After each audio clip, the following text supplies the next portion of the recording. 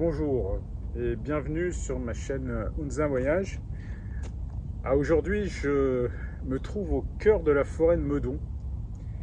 Alors, c'est pas loin de Paris, mais je suis ici dans un endroit vraiment particulier, puisque je me trouve à l'intérieur d'une sorte d'église complètement ouverte. Alors, je ne sais pas si vous voyez, derrière moi, vous avez une sorte de mur fait avec des troncs, des branches. Sur l'arbre, tout au fond, il y a une petite croix qui indique qu'on est dans un espace dédié à la foi.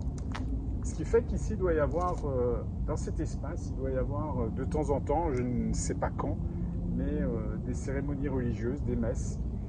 On est en pleine forêt de Meudon. Bon, c'est pas une forêt non plus immense, mais c'est très curieux. J'ai jamais vu ça. Alors maintenant, je me trouve à l'extérieur de cette église. Et je suis sur un GR, un chemin de grande randonnée que je vais emprunter d'ailleurs sur plusieurs centaines de mètres pour vous amener dans un autre endroit complètement inattendu que je vais vous faire découvrir. Mais auparavant, c'est vrai que la plupart des randonneurs qui passent ici doivent se poser la question, mais pourquoi cette espèce de clôture faite de branchages et de fougères? Eh bien voilà, vous savez, c'est une église en pleine forêt. Et d'ailleurs, sur le tronc qui se trouve derrière moi, probablement un chêne, au-dessus du balisage blanc et rouge, il y a une sorte de croix qui a été creusée dans le tronc pour montrer, en tout cas, qu'on passe devant un lieu religieux. Maintenant, je vais donc vous emmener à la découverte de cet autre endroit inattendu. Je viens de quitter le sentier de grande randonnée pour vous amener dans cet endroit que je voulais vous montrer. Il s'agit de la clairière du chêne des Missions. Alors pourquoi clairière du chêne des Missions? C'est tout simple, parce que derrière moi, j'ai l'un des arbres les plus remarquables de la forêt, probablement un des plus anciens, un chêne avec un tronc vraiment de grande dimension. Et ce qui fait l'originalité de l'endroit, c'est qu'au pied de ce tronc, nous avons 3 dolmens et un menhir. Alors, ce ne sont pas des pierres qui datent de l'époque celtique, ce sont des pierres qui ont été disposées là par des missionnaires d'origine bretonne durant l'année 1895. Et d'ailleurs, sur cet arbre figurait une vierge qui a disparu. Alors maintenant, l'endroit est un but touristique très fréquenté le week-end.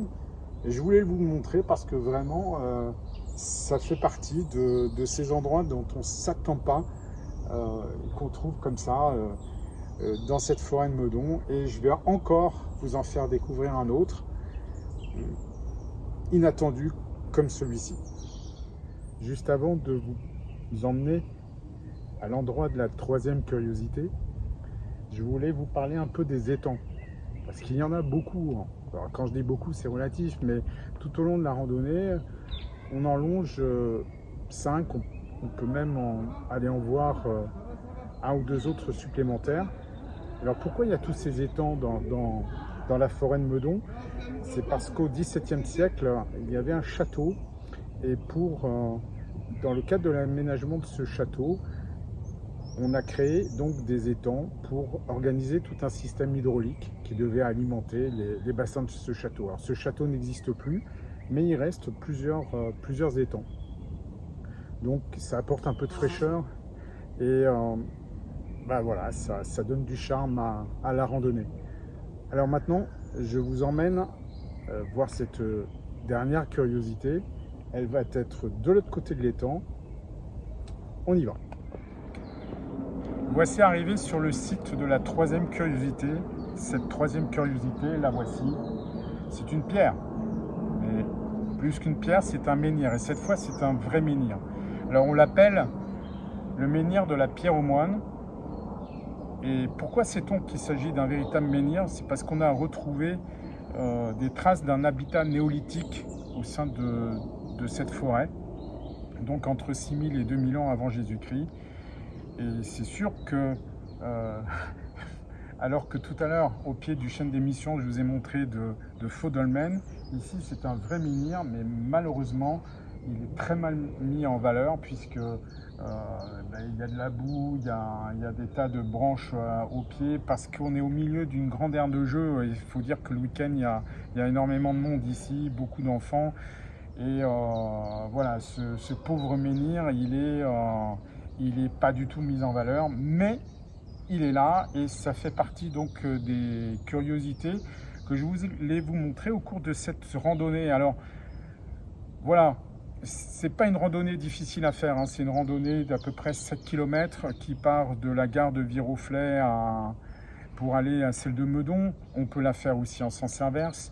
Je vous mettrai tous les détails avec un lien cliquable sous ma vidéo avec le kilométrage, le tracé.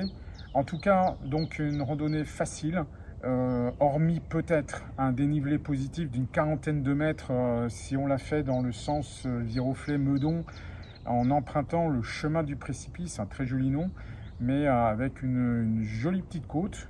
Sinon, c'est du terrain plat avec un petit peu de relief, mais en tout cas une jolie forêt à une dizaine de kilomètres de Paris. Et donc une randonnée à faire au cours d'une après-midi si vous avez envie de prendre l'air et de découvrir ce que je vous ai montré au cours de cette randonnée. Voilà, donc c'est le moment où je vais vous quitter et puis en espérant que ma vidéo vous ait plu et puis en vous donnant rendez-vous pour une prochaine dont je ne sais encore pas où je la tournerai. À bientôt sur ma chaîne.